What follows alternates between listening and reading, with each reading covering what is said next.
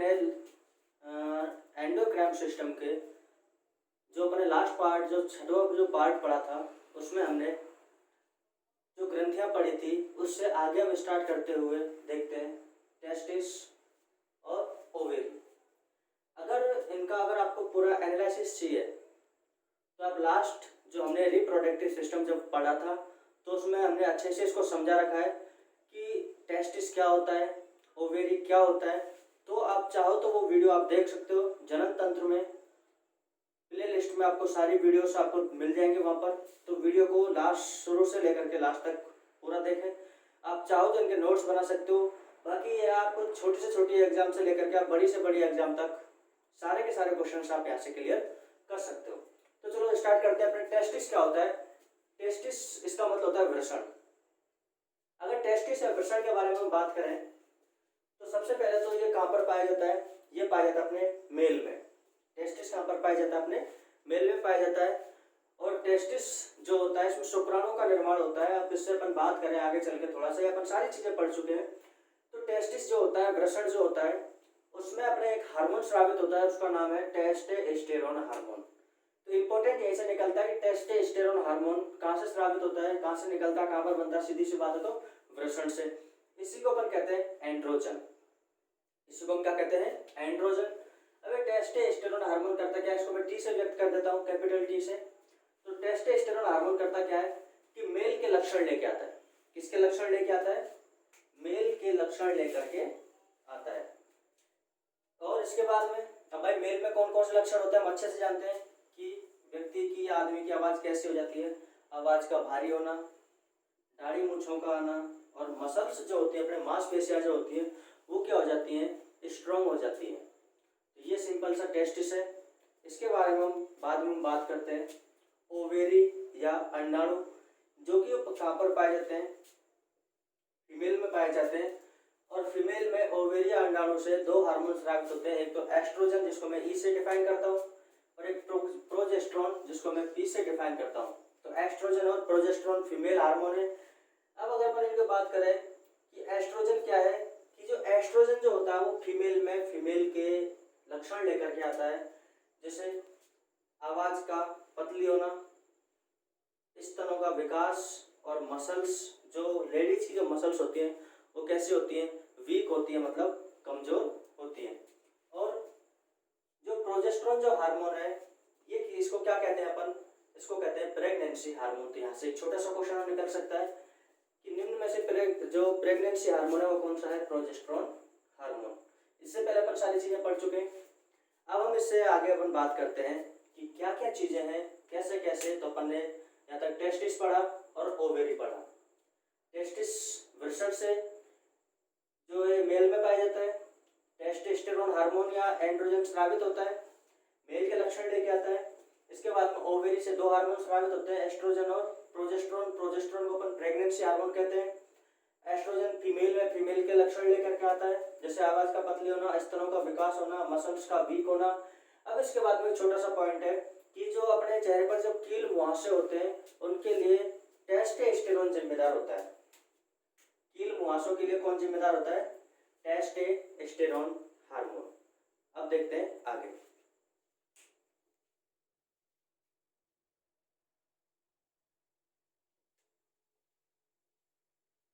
अब टेस्टिस और ओवेरी के बाद में बात करते हैं एड्रिनल ग्लैंड, एड्रिनल ग्रंथि। अब इम्पोर्टेंट है, वेरी वेरी इंपॉर्टेंट, थोड़ी बड़ी भी है ये पार्ट, हमारा थोड़ा लंबा भी जाएगा यहाँ से। तो अगर हम एड्रिनल ग्लैंड की जब बात करते हैं तो ये डायग्राम हमने पहले देख रखा है।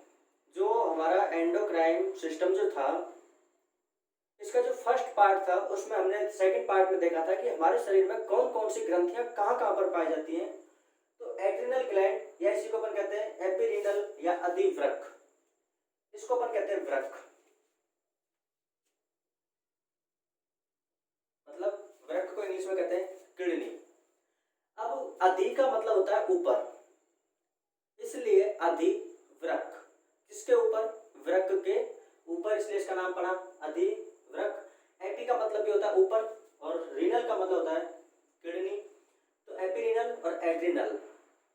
तो वृक्क के ऊपर एक ग्रंथि पाई जाती है, उसका नाम है एड्रिनल ग्लैंड। या एपिरिनल या अधिवृक्क। अब सबसे अपन जो खास बात इसमें बात करें तो इसको दो भागों में बांटा जाता है। जो एड्रिनल जो ग्लैंड होती है इसको दो भागों में बांटा जाता है। एक तो इसका होता है आंतरिक पार्ट और एक होता है इसका बाहरी भाग। तो इसका जो एड्रिनल या एपिरिनल या अधिवृक्क ग्रंथि है इसका जो आंतरिक भाग है एक बाहरी भाग है। इस आंतरिक भाग या इनर पार्ट को अपन कहते हैं मेडुला। आंतरिक पार्ट को अपन क्या कहते हैं? मेडुला। और इस मेडुला से दो हार्मोन स्रावित होते हैं। पूरा का पूरा अध्ययन करेंगे यहाँ पर, अच्छे से समझना। तो एड्रिनल ग्लैंड, सीधे सीधे अपन ये कह सकते हैं कि एड्रिनल ग्लैंड से दो हार्मोन यहाँ पर ये स्रावित होते हैं, एक तो एड्रिनलिन हार्मोन और एक नॉर एड्रिनलिन हार्मोन। आप अच्छे से जानते हो एड्रिनलिन हार्मोन और नॉर एड्रिनलिन हार्मोन कौन सी ग्रंथि से स्रावित होते हैं? सब एड्रिनल ग्रंथि से। ये तो हो गया इसका इनर पार्ट मतलब आंतरिक भाग। अब अपन इसके आउटर पार्ट की जब बात करें, बाह्य भाग की जब हम इसके बात करें तो उससे अपन कहते हैं कॉर्टेक्स। क्या कहते हैं? कॉर्टेक्स। तो इसका आउटर पार्ट को हम कहते हैं कॉर्टेक्स। अब कॉर्टेक्स से जो हार्मोन्स निकलते हैं, कॉर्टेक्स से जो हार्मोन्स निकलते हैं उन सभी हार्मोन्स को अपन कहते हैं स्टेरॉइड। कॉर्टेक्स से निकलने वाले हार्मोन को कहते हैं अपन स्टेरॉइड। तो याद रखना कि कॉर्टेक्स से निकलने वाले टोटली जो हार्मोन्स होते हैं उनको अपन कहते हैं स्टेरॉइड। इसलिए हम इसको कहते हैं पूरे कॉर्टेक्स वाले भाग को कॉर्टिको स्टेरॉइड। क्या कहते हैं? Cortico steroid. क्यों? क्योंकि हार्मोन्स निकलते हैं। कौन से हार्मोन्स? स्टेरॉइड। कहां से निकलते हैं? कॉर्टेक्स से। इसलिए इसका पूरा नाम क्या होगा? Cortico steroid. कहां से निकलता है? एड्रिनल जो ग्रंथि होती है उसका जो आउटर पार्ट होता है उसे अपन क्या कहते हैं? कॉर्टेक्स। और इसका दूसरा नाम पर इसको क्या नाम दे सकते हैं? कॉर्टिको स्टेरॉइड भी क्या कहते हैं? इसको अपन कहते हैं ये हार्मोन निकलता है। कौन सा हार्मोन निकलता है? यहाँ से कॉर्टिको स्टेरॉइड हार्मोन निकलता है या इसको नाम देते हैं हम। अब यहाँ से कॉर्टिको जो स्टेरॉइड है यहाँ से दो हार्मोन्स के बारे में हम जब पढ़ेंगे तो वो है sex cortico steroid. Sex cortico steroid. और ये कौन कौन से होते हैं? पहला तो होता है टेस्टोस्टेरोन, फिर होता है एस्ट्रोजन और फिर होता है प्रोजेस्टेरोन। तो सेक्स कॉर्टिको स्टेरॉइड कौन कौन से हार्मोन्स होते हैं? टेस्टोस्टेरोन, एस्ट्रोजन और प्रोजेस्टेरोन। उसके बाद में से जो दूसरा हार्मोन निकलता है वो निकलता है एल्डोस्टेरोन। एल्डोस्टेरोन। तो हम इन दो के बारे में और इन दो के बारे में पूरा क्रम से अध्ययन करेंगे। तो सेक्स कॉर्टिकोस्टेरॉइड और एल्डोस्टेरोन और एड्रिनलिन हार्मोन और नॉर एड्रिनलिन हार्मोन इन सब के बारे में जब अपन अध्ययन करेंगे तो देखेंगे कौन कौन सी चीजें कहाँ कहाँ पर काम आती है। उससे पहले अगर हम बात करें कि हार्मोन कहाँ से प्राप्त होते हैं, ये हार्मोन कहाँ से प्राप्त होते हैं, तो हम बात करें कि मैक्सिमम जो हार्मोन होते हैं वो मैक्सिमम हार्मोन या तो हमारे को प्रोटीन से प्राप्त होते हैं या एमिनो एसिड या एमिनो अम्लों से प्राप्त होते हैं। और जो कुछ मात्रा में हमारे को जो हार्मोन्स प्राप्त होते हैं वो एस्टेरॉइड से प्राप्त होते हैं। कहाँ से प्राप्त होते हैं? एस्टेरॉइड से। और तो एस्टेरॉइड कौन कौन से एस्टेरॉइड? एक तो सेक्स कॉर्टिकोस्टेरॉइड, तो सेक्स हार्मोन्स जैसे TEP, और एक कॉर्टेक्स से निकलने वाले हार्मोन। और कॉर्टेक्स से कौन कौन से हार्मोन निकलते हैं? सेक्स कॉर्टिकोस्टेरॉइड और एल्डोस्टेरोन। ये हमारे कहाँ से निकलते हैं? कॉर्टिकोस्टेरॉइड या कॉर्टेक्स से निकलने वाले हार्मोन। अब थोड़ी सी लाइन्स लिखी है मैंने, देखना थोड़ा सा समझ लें इनको। वही चीजें सारी जो समझाइए वो। एड्रिनल ग्रंथि को दो भागों में विभाजित किया जाता है। एड्रिनल ग्रंथि कितने भागों में विभाजित होती है? दो भागों में। इसके आंतरिक भाग को मेडुला तथा बाहरी भाग को अपन क्या कहते हैं? Cortex. Inner part is medulla और आउटर पार्ट इज कॉर्टेक्स। इसके बाद में कॉर्टेक्स से निकलने वाले सभी हार्मोन्स स्टेरॉइड के बने होते हैं, इसलिए इन्हें कॉर्टिकोस्टेरॉइड हार्मोन्स कहते हैं। तो सिंपल सा है, एड्रिनल ग्रंथि कितने पार्ट में बटी होती है? दो। कितने कौन कौन से नाम है? एड्रिनल, एपिरिनल, अधिवृक्क। Inner part is medulla, outer part cortex. ये स्टेरॉइड के बने होते हैं इसलिए कॉर्टिकोस्टेरॉइड। दो हार्मोन्स सेक्स कॉर्टिकोस्टेरॉइड और एल्डोस्टेरोन। इसके बाद में मेडुला से एड्रिनलिन हार्मोन और noradrenaline hormone. Hormones maximum जो अपने को प्राप्त होते हैं वो प्रोटीन और एमिनो अम्लों से प्राप्त होते हैं, और कुछ जो हार्मोन्स होते हैं वो स्टेरॉइड से प्राप्त, जैसे कॉर्टिक्स से निकलने वाले हार्मोन और सेक्स हार्मोन जैसे टीईपी। तो ये छोटी छोटी चीजें अपन ने ये भी देखा, ये जो अपन ने देखा सारी की सारी वो सारी चीजें यहाँ पर लिखी हुई है। अब देखते हैं कि क्या क्या काम करते हैं, कौन कौन से सेक्स कॉर्टिकोस्टेरॉइड क्या होते हैं, एंटीस्टेरॉइड, ये सारी चीजें क्या है ये देखते हैं हम अब।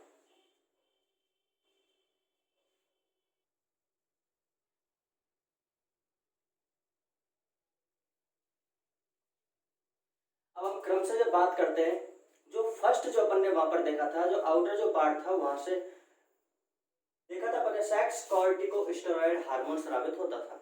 जो पहला था सेक्स कॉर्टिकोस्टेरॉइड हार्मोन स्रावित होता था। अब ये जो हार्मोन है अपन अच्छे से जानते हैं, ये एड्रिनल जो ग्रंथि होती है उससे स्रावित होती है। अपन जानते हैं अच्छे से कौन से ग्रंथि से स्रावित होता है हार्मोन, एड्रिनल ग्रंथि से। अब होता क्या है कि जो एड्रिनल जो ग्लैंड है जिससे हार्मोन स्रावित होता है सेक्स कॉर्टिकोस्टेरॉइड हार्मोन, इससे एस्ट्रोजन और टेस्टोस्टेरोन हार्मोन, जो एस्ट्रोजन और जो टेस्टोस्टेरोन हार्मोन होते हैं ये कम क्वांटिटी में स्रावित होते हैं, निकलते हैं। अब होता क्या है कि एड्रिनल ग्रंथि से सेक्स कॉर्टिकोस्टेरॉइड हार्मोन स्रावित होता है। हम अच्छे से जानते हैं मेल होती है फीमेल होती है, मेल में टेस्टिस होते हैं मतलब वृषण होते हैं, फीमेल में ओवेरी मतलब अंडाणु होते हैं। टेस्टिस से टेस्टोस्टेरोन हार्मोन स्रावित होता है और ये क्या करता है, मेल में मेल के लक्षण लेकर के आता है। ओवेरी में एस्ट्रोजन और प्रोजेस्टेरोन हार्मोन स्रावित होते हैं, जो कि एस्ट्रोजन जो होता है वो फीमेल के लक्षण लेकर के आता है, लेकिन कम क्वांटिटी में। अगर देखो किसी भी चीज की अगर सीमित क्वांटिटी है तो वो अपना कार्य अच्छे से करेगा।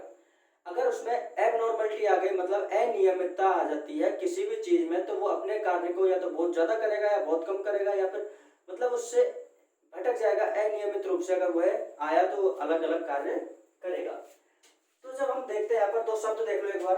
एक शब्द होता है GYN, गायन का मतलब होता है स्त्री, जैसे गायनोलॉजिस्ट स्त्री रोग विशेषज्ञ। तो जिसके शब्द के आगे गायनो लिखा जाए, गायन ये GYN लिखा जाए, उसका मतलब होता है स्त्री।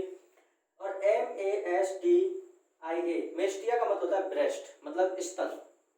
अब समझना इसको, अपने है एड्रिनल ग्रंथि। कौन सी ग्रंथि है, एड्रिनल ग्रंथि। अगर एड्रिनल ग्रंथि में किसी भी कारणवश से एबनॉर्मलिटी या उसमें क्या हो जाए, कैंसर हो जाए, एबनॉर्मलिटी या कैंसर हो जाए, तो होगा क्या कि जो एस्ट्रोजन और टेस्टोस्टेरोन जो हार्मोन है, एस्ट्रोजन और टेस्टोस्टेरोन जो हार्मोन है, दो हार्मोन जो स्रावित होते हैं एस्ट्रोजन और टेस्टोस्टेरोन हार्मोन, वो अधिक मात्रा में मतलब ज्यादा मात्रा में क्या होने लग जाएंगे, स्रावित। और यहाँ पर हमने देखा था सीमित मात्रा में लेस क्वांटिटी, और जो लेस क्वांटिटी में मतलब सही मात्रा में अगर स्रावित हो रहे हैं तो मेल में मेल के लक्षण आएंगे और फीमेल में फीमेल के। अब यहाँ पर हुआ क्या कि जो एस्ट्रोजन और टेस्टोस्टेरोन जो हार्मोन है वो बहुत ज्यादा मात्रा में स्रावित हो रहे हैं। अब देखना समझना, अब एक मेल है लेता हूँ और एक मैं फीमेल लेता हूँ। अगर मैं मेल लेता हूँ तो मेल में जो मेल के जो लक्षण लेके आता है वो टेस्टोस्टेरोन हार्मोन लेकर के आता है। अब हुआ क्या कि एड्रिनल जो ग्लैंड है उसमें एस्ट्रोजन और टेस्टोस्टेरोन हार्मोन ज्यादा निकलने लग गए, तो होगा क्या कि मेल और फीमेल इसमें भी एस्ट्रोजन और टेस्टोस्टेरोन ज्यादा निकलने लगे, और फीमेल में भी एस्ट्रोजन और टेस्टोस्टेरोन भी क्या निकलने लगे, ज्यादा निकलने लग गए। अब अपन मेल की बात करें तो टेस्टोस्टेरोन तो ठीक है, ये जो टेस्टोस्टेरोन हार्मोन है ये तो ठीक है क्योंकि ये तो मेल के लक्षण ही लेके आएगा, और मेल में मेल के तो आने दो, उससे क्या प्रॉब्लम आती है। लेकिन जब इसमें एस्ट्रोजन हार्मोन जब अत्यधिक मात्रा में निकलेगा तो मेल में फीमेल के जो लक्षण है वो आने लग जाएंगे। मेल में फीमेल के लक्षण क्या होने लग जाएंगे, आने लग जाएंगे, जिसकी वजह से जो मेल में जो ब्रेस्ट होते हैं, जो स्तन होते हैं, उनका क्या हो जाएगा, विकास हो जाएगा। तो अगर मेल में फीमेल के जो गुण है वो आने लग गए तो जो मनुष्य के जो स्तन है, जो आदमी के जो स्तन है वो क्या हो जाएंगे, वो बढ़ने लग जाएंगे। किसके जैसे, महिलाओं के जैसे, फीमेल के जैसे। तो मेल में ब्रेस्ट का विकास हो जाएगा, और इसको अपन एक शब्द से परिभाषित करते हैं, उसे पर कहते हैं गायनेकोमेस्टिया।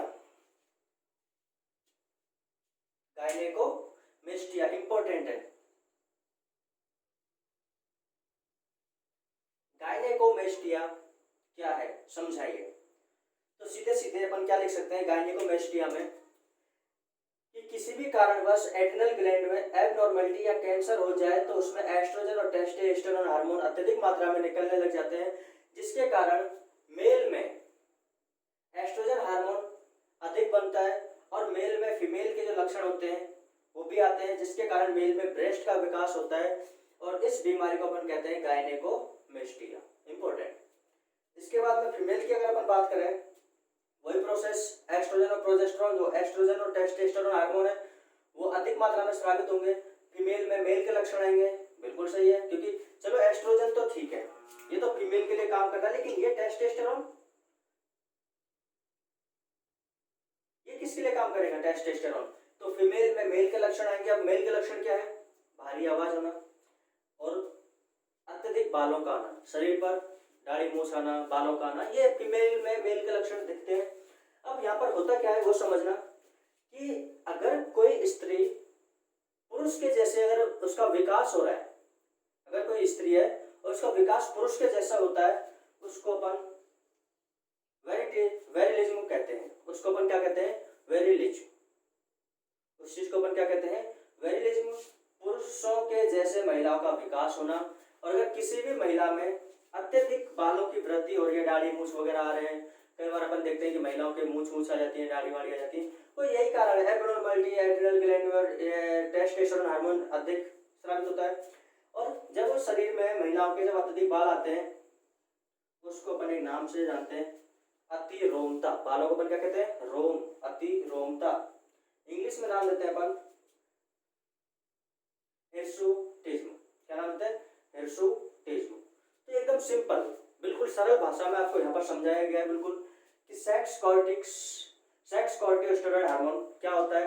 अगर हम इसकी बात करें तो जो सेक्स कॉर्टिकोस्टेरॉइड जो हार्मोन होता है, यहाँ पर दो हार्मोन स्रावित होते हैं। यहाँ पर ये कौन कौन से हार्मोन है? सेक्स कॉर्टिकोस्टेरॉइड हार्मोन में एस्ट्रोजन और टेस्टोस्टेरोन हार्मोन, ये जो होते हैं वो कम मात्रा में निकलते हैं, कम क्वांटिटी में निकलते हैं।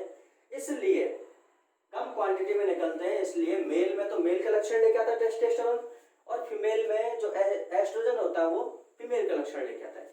लेकिन किसी भी कारणवश अगर एड्रिनल ग्लैंड में कोई कैंसर हो जाए, ट्यूमर हो जाए, या किसी भी अन्य असमानता के कारण, एबनॉर्मलिटी के कारण, अगर वह एस्ट्रोजन और टेस्टोस्टेरोन हार्मोन ज्यादा मात्रा में स्रावित करने लग जाए, तो मनुष्य में, या अपन इसकी बात कर सकते हैं नर में, तो मादा के लक्षण आ जाते हैं, जिसे अपन कहते हैं गायनेकोमेस्टिया।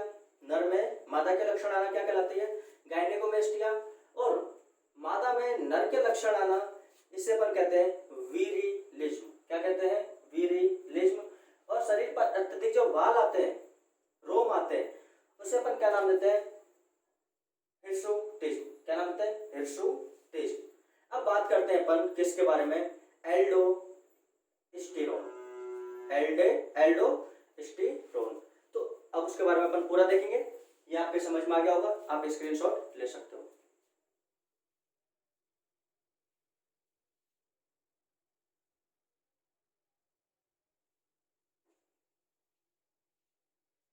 अब बात करते हैं अपन सेकंड, एल्डोस्टेरोन हार्मोन। दूसरा जिसका अपन जो पढ़ रहे थे बाह्य पार्ट, उसमें फर्स्ट पढ़ लिया था अपन ने, जो सेकंड है वो है एल्डोस्टेरोन हार्मोन। आप एक शब्द तो याद रखते हैं पर अच्छे से जानते हैं, आपने खूब पढ़ा है, Na+, इसे अपन कहते हैं सोडियम लवण। Na मतलब सोडियम लवण। इसके बारे में थोड़ा सा देख लो क्या काम करता है। ये हमारे शरीर में बीपी को बनाए रखने के लिए आवश्यक है। जो ब्लड प्रेशर होता है, ब्लड प्रेशर का मतलब ये होता है कि हमारी जो रक्त नलिकाएं होती हैं, ब्लड वेसल्स जो होती हैं, उन पर रक्त के द्वारा लगाया गया जो दाब होता है उसे अपन कहते हैं रक्त दाब या ब्लड प्रेशर। उसको बनाए रखने का जो काम करता है वो करता है सोडियम लवण। और मस्तिष्क, अपन कह सकते हैं जो मस्तिष्क में जो नर्व होती हैं, तंत्रिकाएं जो होती हैं, उनको कार्य करने के लिए भी कौन सा आवश्यक है? सोडियम आवश्यक होता है। अब ये काम क्या करता है? एल्डोस्टेरोन हार्मोन काम क्या करता है? तो देखो, अपने किडनी होती है, सॉरी किडनी नहीं,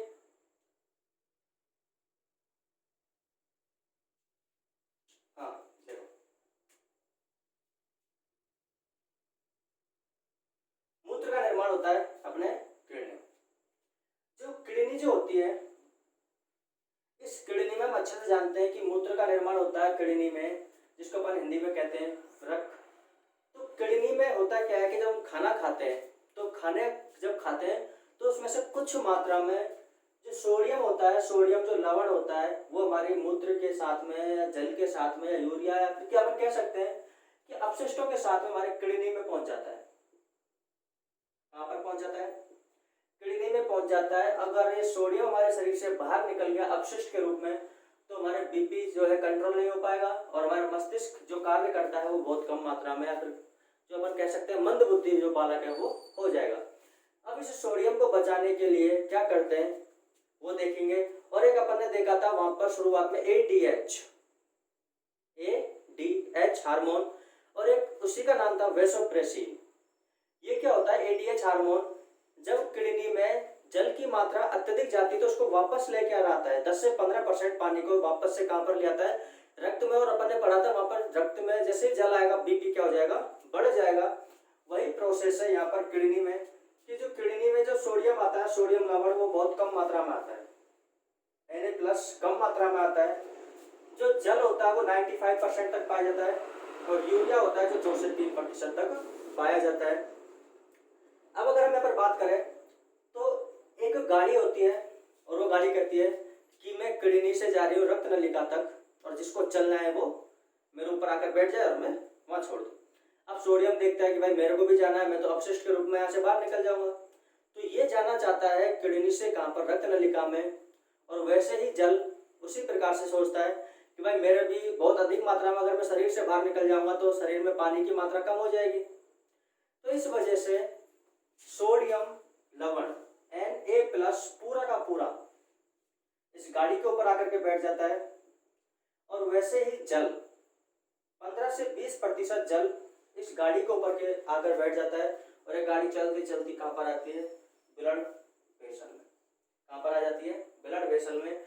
और ये जल को और सोडियम को क्या कर देती है? ये उतार देती है। अब अगर आपसे कोई पूछ ले गाड़ी का नाम क्या है, और इस गाड़ी का नाम ही तो है एल्डोस्टेरोन हार्मोन। तो सबसे इंपॉर्टेंट चीज यहाँ पे क्या है कि सोडियम लवण को तथा जल को, जल के कुछ भाग को किडनी से या वृक्क से रक्त नलिका में लाने का काम कौन करता है? Aldosterone hormone. अब इसको दो और नाम देते हैं क्या? लवण संरक्षी हार्मोन। संरक्षी का मतलब होता है उसका बचाव करना, उसको संग्रहण करके रखना।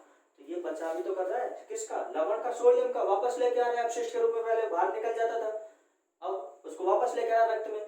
तो इसलिए इसको कहते हैं लवण संरक्षी हार्मोन। और जीवन रक्षक हार्मोन क्यों कहते हैं? क्योंकि ये हमारे जो अपशिष्ट पदार्थ होते हैं किडनी में, यूरिया वगैरह, उनके साथ में बाहर निकल जाते हैं, जल और कौन? सोडियम लवण। अब ये क्या करता है एल्डोस्टेरोन हार्मोन? ये जल और लवण को वापस किडनी से कहां पर लेकर के आता है? हमारे रक्त नलिका में। तो यह हार्मोन मूत्र में पाए जाने वाले सोडियम लवण तथा जल को रक्त में लेकर के आता है। इसलिए अपन इसको क्या कहते हैं? जीवन रक्षक कहते हैं। तो जीवन रक्षक हार्मोन भी इसे अपन कहते हैं। अब एक छोटा सा शब्द है कि अगर मान के चलो हमारे शरीर में, अगर हमारे शरीर में जो एड्रिनल जो ग्लैंड है, एड्रिनल जो ग्रंथि है, इस एड्रिनल ग्रंथि की अधिकता से कौन कौन से रोग होते हैं? जो एड्रिनल ग्रंथि से जो हार्मोन जो निकलते हैं, जो हार्मोन्स निकलते हैं, उनकी अधिकता से कौन से रोग होते हैं? और उनकी अल्पता से कौन सा रोग होता है? अतिस्राव या अल्पस्राव से कौन कौन से रोग होते हैं? तो एड्रिनल ग्रंथि से निकलने वाले सभी हार्मोन्स, क्या सुनना? एड्रिनल ग्रंथि से निकलने वाले सभी हार्मोन्स, अगर इन सभी हार्मोन्स का अल्पस्राव होता है, कैसा स्राव होता है? अल्पस्राव मतलब कम।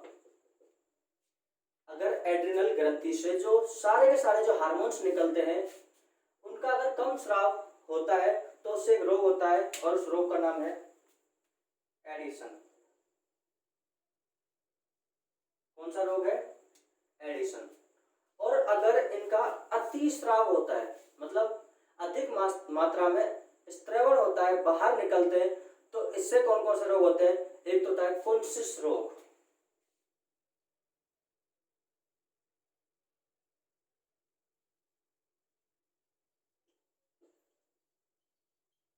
अगर एड्रिनल ग्रंथि से अधिक मात्रा में जो हार्मोन्स होते हैं वो सारे के सारे हार्मोन्स अगर स्रावित होते हैं तो उससे अधिक मात्रा में स्रावित होते हैं, उससे कौन सा रोग होता है? तो कुंसिस रोग, और एक दूसरा नाम है कोन्स रोग। दोनों एक ही नाम है लगभग लगभग।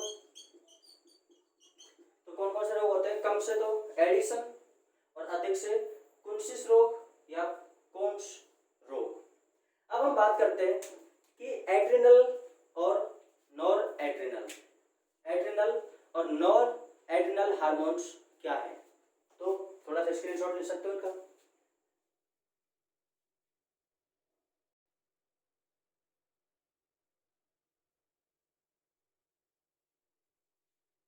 अब हम बात करते हैं, थर्ड पॉइंट है एड्रिनल और नॉर एड्रिनलिन हार्मोन, या इसी को अपन दूसरा नाम देते हैं 3F।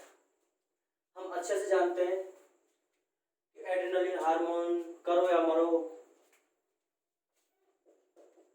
करो या मरो, ये करो या मरो हार्मोन फालतू चीजें सारी सारी क्यों है? तो देखो ये जो हार्मोन है इसको अपन नाम देते हैं 3F, क्योंकि ये विपरीत परिस्थितियों में काम आता है, इसलिए अपन इसे कहते हैं आपातकालीन हार्मोन।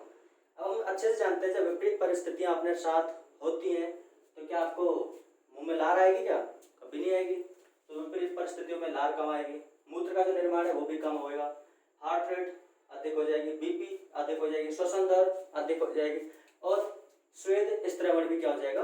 अधिक। विपरीत परिस्थितियों का मतलब है आपातकालीन स्थिति में हार्मोन काम आता है, इसलिए इस हार्मोन को अपन कहते हैं आपातकालीन हार्मोन। और ये 3 स्थितियों में काम आता है, fair, fight, flight. Fair, fight, flight, इसका मतलब है 1 2 3 3F, या इसका एक और नाम क्या है? Stress hormone. क्या नाम है इसका? Stress hormone. अब ये हमारी ये वीडियो कंप्लीट होती है, आज के लिए इतना ही। अगर आपको वीडियो अच्छी लगी है तो क्या करना है आपको बताइए। आगे क्या नेक्स्ट पार्ट कल देखते हैं, नेक्स्ट वीडियो, उसमें एंडोक्राइन सिस्टम का हमारा लास्ट पार्ट रहेगा अगला वाला। उसके बाद में हमारा एंडोक्राइन सिस्टम कंप्लीट हो चुका होगा, और आप इसमें कंप्लीटली एक राजस्थान लेवल की हर एक एग्जाम, पटवारी, ग्राम सेवक, राजस्थान पुलिस, SI, रीट, जिसमें भी साइंस आती है RS तक, उस RS तक का यहाँ पर कवर होता है। तो आज के लिए इतना ही।